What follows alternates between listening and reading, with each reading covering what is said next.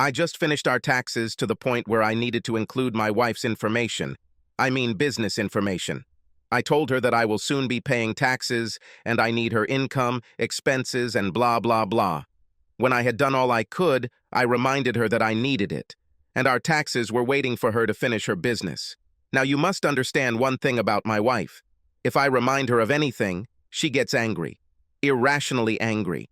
As if I dare remind her of something. She was freaking out whether she did it or not. So, after 3 weeks of waiting, I grabbed her laptop and looked to see if she even had some kind of spreadsheet or software for keeping records. Of course she didn't, but her messaging app was open. Now, I could have been a good husband and let it go, but I was mad at her, so I decided to see if I could get some gossip about her friends. I didn't expect to find messages from one of her coworkers trying to convince her to meet him for sex. I read back to the beginning and found that he had been working quite hard on her for over a month.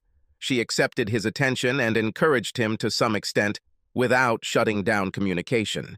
Each message exchange I read pissed me off more and more, so after reading the last message where she told him that his dirty talk turned her on, I sent him the following message on her behalf. To hell with this. Let's meet. Get a room at Motel N6 and I'll be there at 3. I pressed send and was about to prepare for battle when I panicked. If she has the app on her phone, she will receive a notification when it responds. I ran upstairs and took a deep breath when I saw her dozing. Her phone was on the table, so I grabbed it, brought it to her face to open it, and rushed to the kitchen. I opened the app and saw that he responded. Finally! You won't be able to walk when I'm done with you. Obviously, I'm dealing with some real romantic shit. I deleted the last message from my phone, then turned off the computer and called my friend Axel. Hey, Johnny. What's going on? Axel, I need you to meet me at Motel N6 at 2:45. Hi, dude. I like you and all that, but not that much. It's funny. Look, one of Meg's coworkers is trying to get into her pants and I'm going to stomp him like a bag of dirt. Cool. See you soon. I laughed at his agreement. That's why I called him. He was my neighbor growing up and we did all kinds of crazy shit. He was a brawler while I was a talker. I could talk my way out of any situation, but Axel could beat the snot out of anyone. His name was Donald, but he didn't think that sounded tough enough. He chose Axel after looking at a list of car parts. He is one of my most loyal friends. It's perfect for what I need today. I took her phone with me in case he texted her and left her to nap. I'll talk to her about this later. I saw Axel's truck in the motel parking lot. It suddenly occurred to me that I had no idea what this guy looked like, but that was settled when he came out with the phone to his ear. Her phone rang on the seat of my car. I punched Axel and walked over to follow the guy into the room. Is that the bastard? He asked. Yes. What are we doing? I decided to hit him a couple of times and tell him to stay away from her. Understood. No murder. We laughed and caught up with him as he opened the door. Axel kicked the door open and I ran in, surprising my chewing ass. What the? That was all the guy managed to say before my fist slammed into his jaw. Damn, that hurt and it looked like I broke my finger. Axel pushed past me and kicked him in the balls. He got it pretty well, as it didn't move. Axel picked him up and threw him on the bed. Hey, idiot! Axel slapped him. What do you guys want? Take my wallet here. Shut up, asshole! I shouted and feigned a blow, making him flinch. Do you think it's normal to persuade a married woman to have sex? Oh, shit! Are you her fucking husband? Axel smiled and pulled out a set of brass knuckles from his pocket. He jumped back as far as he could and extended his arms. Okay, I'm sorry. If you leave now, I won't say a word to the cops. Just leave, okay? I won't talk to your wife anymore. I shook my head. Axel smiled and cracked his knuckles. What? What more do you want? I saw the urine darken the front of his jeans. I laughed through the pain and said, Look, he shit his pants. Axel laughed. Dude, I was going to punch him in the dick. Now there's a puddle there. Do you see what you've done? You ruined my friend's fun. How are you going to make it up to him? I'm sorry. Listen, what do you want? He groaned. I looked at Axel. Revenge? He nodded. Revenge? Oh shit, groaned the bag of dirt.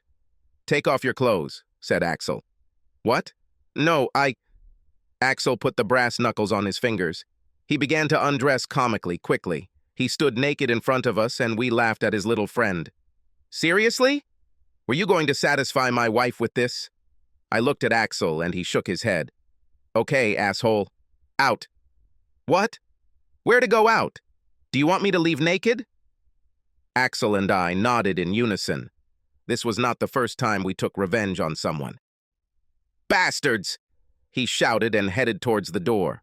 Axel followed, and I grabbed his wallet and keys. Run home, you bag of shit! Ooh, he groaned. Axel punched the door and left a dent in it. How is your hand, fool? Damn, dude, it hurts like hell. I looked at my finger, and it was swollen. I think I broke a joint or something. Come on, dude. I'll keep you company in the emergency room. An X-ray showed that the finger was not broken, only dislocated, and needed to be put back into place. The local anesthetic injection hurt like hell, but after a couple of hours, I came out with my finger in a splint. I think the doctor's lecture was more painful than a finger. He called me an idiot a couple of times and said that grown men don't fight. I nodded in agreement to shut him up and walked out happy. I hope that asshole left my wife alone. I walked home and Meg was already up and angry. Have you seen my phone? I can't find it anywhere. I tossed her the phone and went to the kitchen to get a beer. I just listened to her tirade about why I had a phone and drank my beer in one gulp. I interrupted her ranting with a burp and opened another bottle. I continued to ignore her and went into the living room and turned on the highlights of the golf tournament. I didn't know what it was about golf commercials, but I always felt like I needed to buy new clubs. I mean, when I watched any other commercial, I wasn't going to buy what they were advertising, but golf clubs must have been my kryptonite. Asshole, she shouted. Are you going to tell me what the hell happened to your arm and why you had my phone all day? I sighed and pointed at the TV. Tiger comments, Can you be quiet for a minute? Fuck Tiger Woods. I paused the TV and turned to her. Tell me about Waylon Burns. Waylon Burns? He's just some jerk at work, she moaned.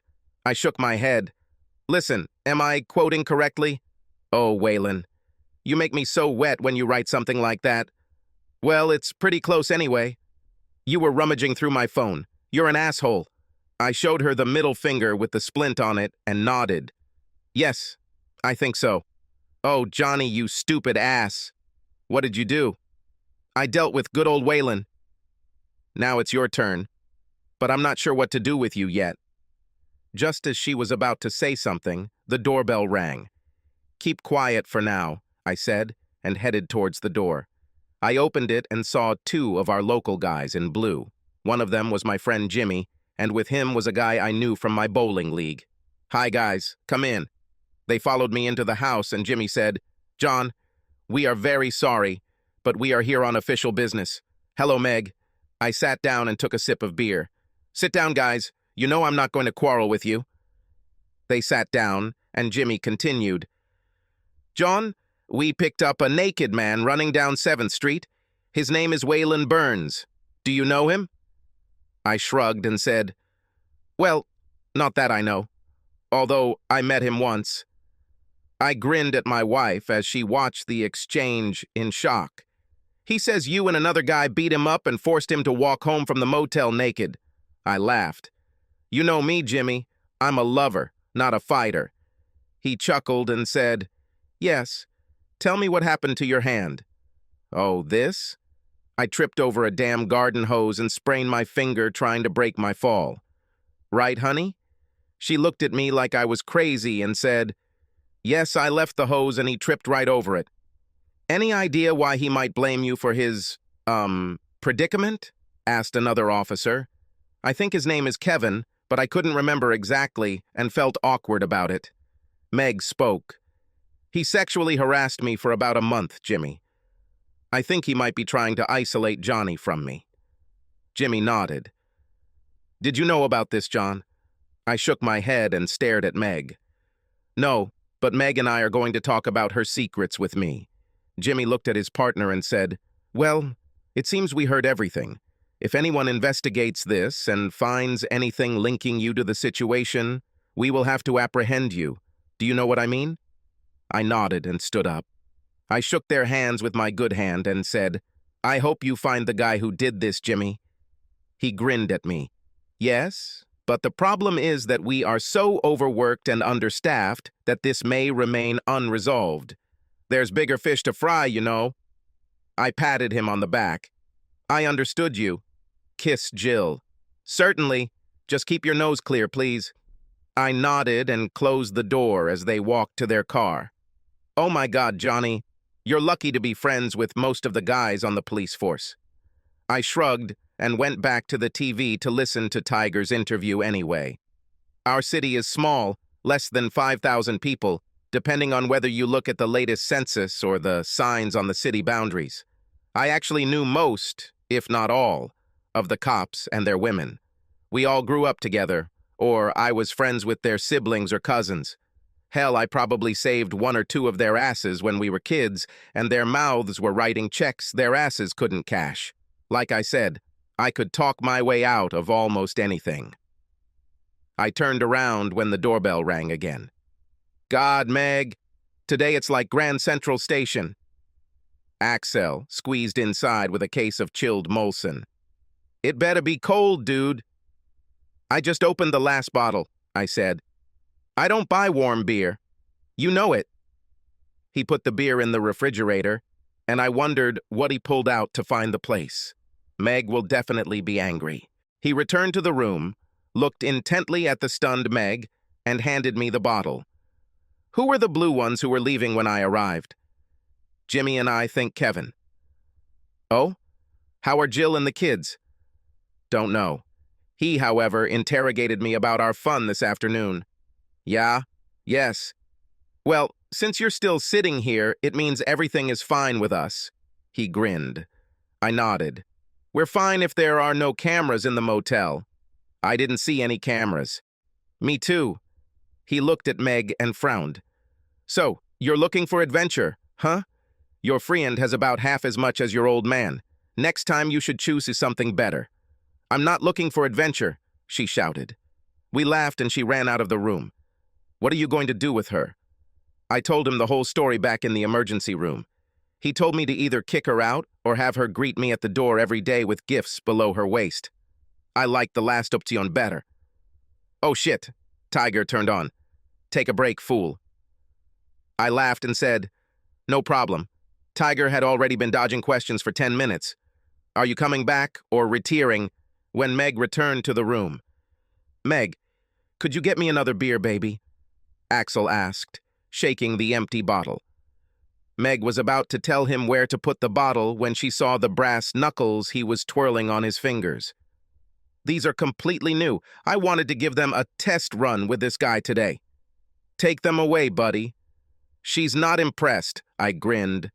I just wanted to make a point, he sighed, putting them in his pocket. She needs to know that we are not going to put up with her cheating.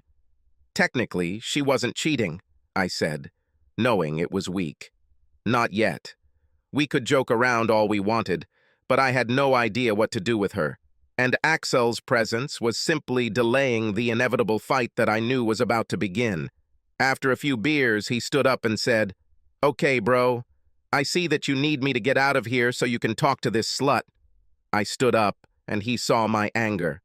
Move away. She's a slut until she proves otherwise, and you haven't received the proof yet.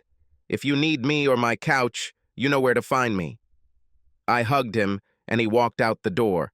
It's good to have friends, whether they were assholes or not. I pulled a nice sirloin steak out of the freezer and an ear of corn out of the refrigerator.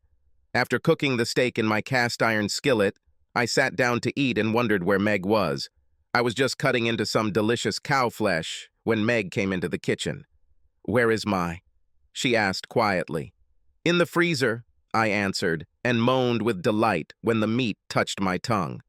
She sighed and sat down next to me. I never had sex with him. I know, I answered with my mouth full. You didn't have to beat him up. I hit him once. This doesn't mean beating him up. Why are you acting like a jerk over nothing? I threw the fork down, which made her jump. A trifle? Is that what you think you were doing? Okay, let's see what you think of me doing the same thing. I took my phone and called my sister Meg. Her sister was younger, prettier, and bisexual.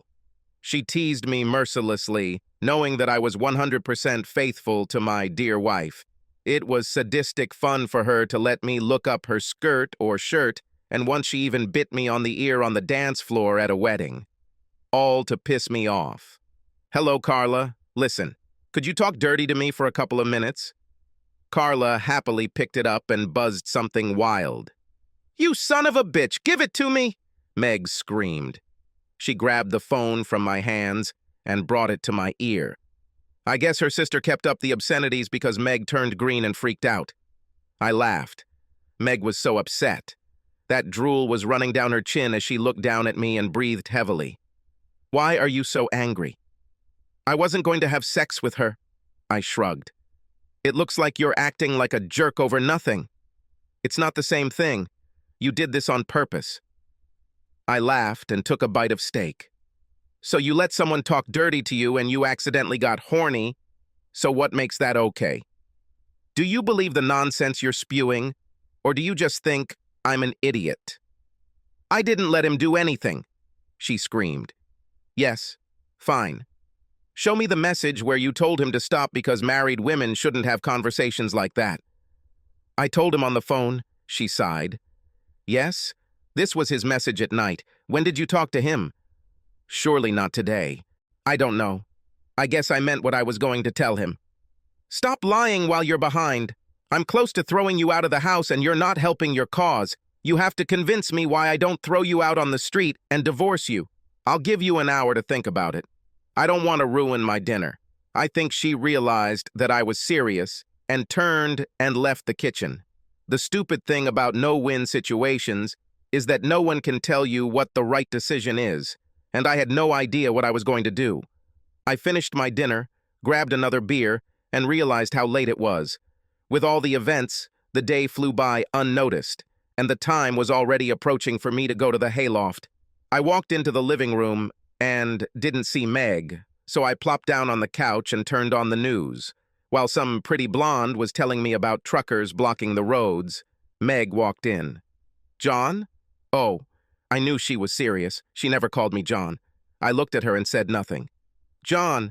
Oh, Johnny. I don't know what to do, baby. I swear, I have never cheated and would never cheat.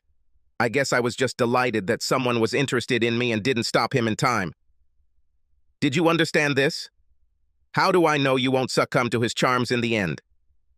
She sat down and cried. All her previous indignant anger disappeared. Honey, you have to believe me. I know you don't trust me, but trust me, I've never lied to you. I don't even know that for sure. How do I know you haven't had an affair before and this is just another asshole? She dropped to the floor in front of me, knelt down and laid her head on my lap. I'm so sorry, tell me how to fix this. I'll do anything, I laughed. I'm glad you find this funny, she moaned. I feel bad. Well, Axel gave me an idea that I liked. How you can make it up to me. As for regaining my trust, damn if I know. I'll tell you what. Unlock your phone, give me all the passwords, and let me look at your correspondence. Maybe this will help if there is nothing else there. She slid up and hugged me. You will see that there are no other men there. Then she frowned. What? Well, you'll find me telling my girlfriends things that you might not like. Sorry, but I need to vent to someone when you're pissing me off. You'll find me calling you an asshole sometimes. But you will also see how much I tell my girlfriends that I love you. Fair enough. Lord knows, I also sometimes complain about you to my friends. We kissed a little and then she asked, Dear, what did Axel suggest I do to make amends to you? I smiled. You can start this right now. Subscribe to our channel so that your second chaff doesn't cheat on you, and go ahead and listen to the next story, because this story is nothing compared to the next one.